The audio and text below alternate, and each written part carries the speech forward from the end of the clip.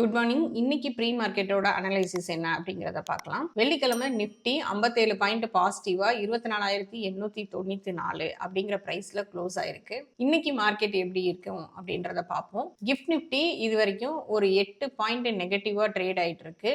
இது நம்ம மார்க்கெட்ல எப்படி இம்பாக்ட் ஆகுது அப்படின்றத பார்ப்போம். ஃப்ரைடே நம்ம மார்க்கெட் ஒரு ரெசிஸ்டன்ஸை பிரேக் பண்ணி ஒரு சின்ன பாசிட்டிவ் கேண்டில் வச்சிருக்குது. இன்னைக்கு ஒரு சின்ன கேப் டவுன்ல ஓப்பன் ஆனா அதுல இருந்து சப்போர்ட் எடுக்கிறதுக்கான வாய்ப்பு அதிகமா இருக்கு. அதுல இருந்து சப்போர்ட் எடுத்துச்சு அப்படின்னா நெக்ஸ்ட் ரெசிஸ்டன்ஸ் 25,000 இருக்கும். ஒருவேளை செல்லர்ஸ் டாமினேஷன்ல மார்க்கெட் அதுல இருந்து வந்து 24,750 அப்படிங்கிற சப்போர்ட்டை உடைக்குது அப்படின்னா கீழே 24,650 வரைக்கும் போறதுக்கான வாய்ப்பு அதிகமா இருக்கு. ஸ்ட்ராங்கான சப்போர்ட் எது அப்படின்னு பார்த்தோம்னா 24,650 இருக்கும். ரெசிஸ்டன்ஸ் அப்படின்னு பார்த்தோம்னா 25,100. அடுத்து பேங்க் நிஃப்டி பார்ப்போம். பேங்க் நிஃப்டி ஃப்ரைடே 241 பாயிண்ட் பாசிட்டிவா 55,589 அப்படிங்கிற பிரைஸ்ல க்ளோஸ் ஆயிருக்கு. மார்க்கெட் இதுல இருந்து சப்போர்ட் எடுக்குது அப்படின்னா 56,000 ஒரு ஸ்ட்ராங்கான ரெசிஸ்டன்ஸா இருக்கும். ஒருவேளை செல்லர்ஸ் டாமினேட் பண்ணி மார்க்கெட் கீழே வருது அப்படின்னா 55,100 அப்படிங்கிற பிரைஸ் வரைக்கும் வர்றதுக்கான வாய்ப்பு அதிகமா இருக்கு. அடுத்து இன்ஸ்டிடியூஷனலோட ஆக்டிவிட்டி எப்படி இருக்கு அப்படின்னு பார்ப்போம்.